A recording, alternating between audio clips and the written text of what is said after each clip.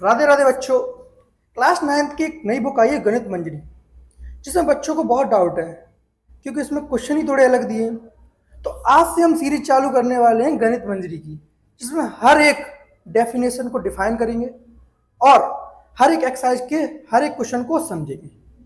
तो शुरू करते हैं चैप्टर नंबर सेकंड से, पॉलिनोमियल से, जिसमें हम पढ़ेंगे सबसे पहले इसका इंट्रोडक्शन कि पॉलिनोमियल होता क्या है। उसके बाद हम बारी बारी से इसकी एक्सरसाइज करते जाएंगे। तो उससे पहले आपको समझना पड़ेगा टर्म्स क्या होते हैं। तो सिंपल समझ सकते हैं, it is separate by plus and minus sign, यानी जिनको प्लस और माइनस साइन से सेपरेट किया जाता है वो टर्म होते हैं। जैसे मैंने लिख दिया 3x प्लस 2y, बीच में क्या लगा है प्लस, तो एक ये टर्म हो गया, दूसरा टर्म भी ये हो गया। तो टर्म की डेफिनेशन समझ आ गई, जिसको अपन प्लस और माइनस साइन से डिवाइड करते हैं, लेकिन मल्टीप्लाई डिवाइड से नहीं करते हैं। फॉर एग्जाम्पल मैंने लिखा 3x, अब यहाँ तो ऐसे लिखा ना 3 इंटू एक्स, तो ये दो टर्म नहीं होंगे, ये सिर्फ एक टर्म होगा, क्योंकि इनको सेपरेट सिर्फ प्लस और माइनस से किया जाता है। मैंने लिखा 3x प्लस 4y माइनस 9। अब देखो ध्यान से, प्लस और माइनस सेपरेट कर रहे हैं इसको, तो पहला टर्म, दूसरा टर्म, तीसरा टर्म। जो समझ आ गया हमें टर्म क्या होते हैं। उसके बाद नेक्स्ट डेफिनेशन होती है वेरिएबल, कांस्टेंट और कोफिशिएंट क्या होता है।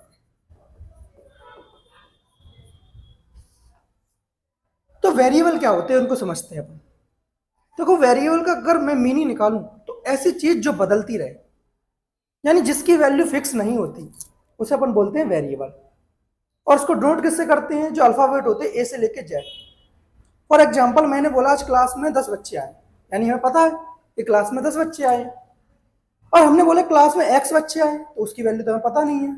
एक्स की वैल्यू 1 भी हो सकती है, 2 भी हो सकती है, 3 भी हो सकती है, 4 भी हो सकती है। तो वेरिएबल क्या होता है, जिसकी वैल्यू फिक्स नहीं होती, not definite value. Constant just इसका अपोजिट, जिसकी वैल्यू डेफिनेट हो।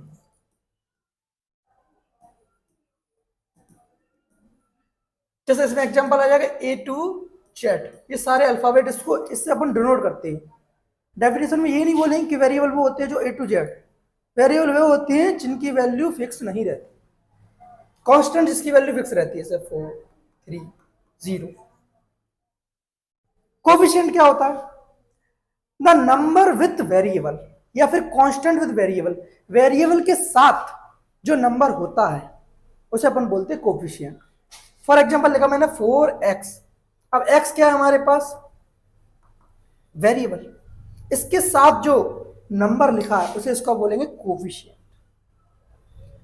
तो अगर मैं पूछूं x का कोफिशिएंट क्या होगा, यहां पर 4। थोड़ा यार एग्जांपल समझते हैं। मैंने लिखा 4x square minus x cube.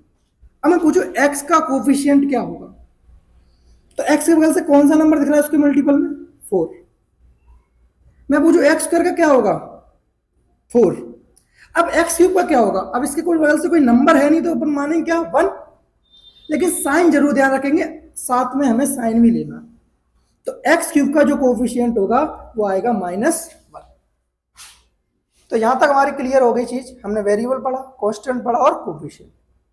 उसके बाद समझते हैं मोनोमियल,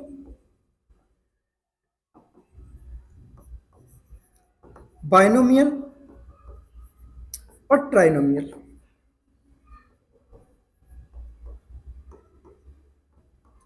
मोनो मतलब समझ आ रहा है इस वर्ड से, जिसमें सिर्फ एक टर्म होता है, उसको बोलते हैं monomial. It has only one term. अब एग्जाम्पल हम लिख सकते हैं 5x, 3, कुछ भी जिसमें सिर्फ एक टर्म हो उसे अपन बोलेंगे मोनोमियल। अब बाइनोमियल क्या होता है, जिसमें two term, it has only two term. 3x+5 4y+3। तो आपको ट्राइनोमियल समझ आ रहा होगा, ट्राई मतलब 3, जिसमें 3 टर्म होते हैं, 3x+y+z। पर इतना याद रखना, वो सारे अनलाइक टर्म होने चाहिए।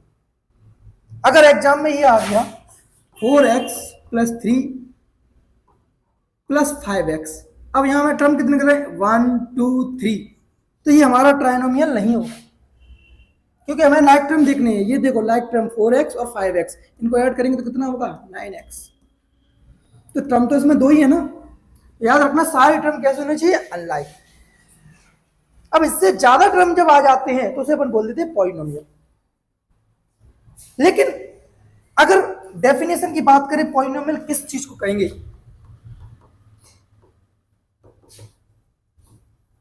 या फिर हम बोल सकते हैं कंडीशन फॉर पॉलिनोमियल। इतना तो समझ आ गया, जिसमें मोर देन 3 टर्म होते हैं, मोनोमियल, बाइनोमियल, ट्राइनोमियल, सारे टर्म में समझ लीजिए। लेकिन कंडीशन क्या है पॉलिनोमियल, जो हम चैप्टर पढ़ रहे हैं, कंडीशन सिर्फ एक है, power of a variable should be a whole number. अगर वेरिएबल की पावर होल नंबर है तो ही वो पॉलिनोमियल होगा, और अगर वेरिएबल की पावर होल नंबर नहीं है तो ये पॉलिनोमियल नहीं होगा। एग्जांपल समझ लेते हैं, 3x+5, यहां पर वेरिएबल कहां दिख रहा है, ये, इसकी पावर क्या है 1, और होल नंबर क्या होते हैं जो 0 से लेकर इन्फिनाइट, यानी जो 0 से शुरू होते हैं। अब 0 के बाद आता है 1, तो 1 भी तो एक होल नंबर है, इसके पास तो वेरिएबल है ही नहीं है, तो कहने का मतलब ये पॉलिनोमियल होगा। अब मैंने लिख दिया 3x की पावर -2, अब -2 तो एक होल नंबर नहीं है, तो ये पॉलिनोमियल नहीं। या फिर मैंने लिख दिया 3√x+5, यहां पर जो x है उसकी पावर क्या है 1/2 + 5। तो ध्यान से देखो, ये 1/2 तो एक होल नंबर नहीं है, 1/2 एक होल नंबर नहीं है, तो जब ये होल नंबर नहीं है तो क्या इसको पॉलिनोमियल बोलेंगे, नहीं बोलेंगे। सिंपल इतना याद रखना कंडीशन, कि पावर हमेशा क्या होनी चाहिए उनकी, power of the variable should be a whole number, यानी कि किसी भी पॉलिनोमियल जितने भी वेरिएबल होते हैं उन सब की पावर क्या होनी चाहिए, होल नंबर होनी चाहिए, वरना वो पॉलिनोमियल नहीं। अगला, डिग्री क्या होती है, highest power of polynomial is called degree. किसी भी पॉलिनोमियल की जो हाईएस्ट पावर होती है उसे हम बोलते हैं डिग्री। अब हमने देख लिया यहां पर 4x5 -4x⁴ -3x² +4x⁴ 7। अब हाईएस्ट पावर हमें देखनी है इसकी, 5 4 2 7, हाईएस्ट पावर क्या है 7, तो इसकी डिग्री क्या हो जाएगी बताओ, 7। क्या हो जाएगी डिग्री 7। समझ आया यहां तक? नेक्स्ट टॉपिक बढ़ते हैं, लीनियर पॉलिनोमियल,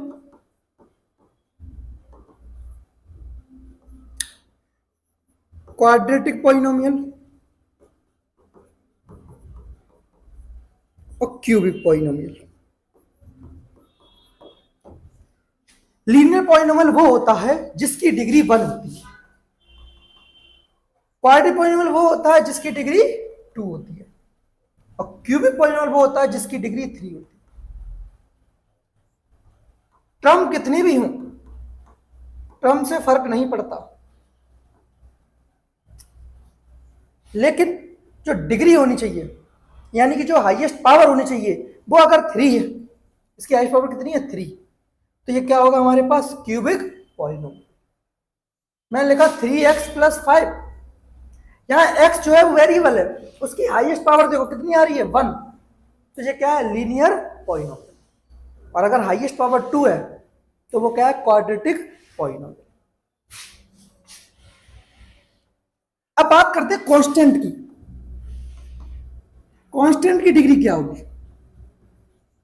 अब अगर किसी की पावर मैंने 0 लिखा तो उसका आंसर 1 ही तो आता है। तो क्या मैं 3 को ऐसे लिख सकता हूं 3 मल्टीप्लाई एक्स की पावर 0। क्यों? क्योंकि किसी की पावर 0 तो आंसर तो 1 आता है। 3 1 जा 3।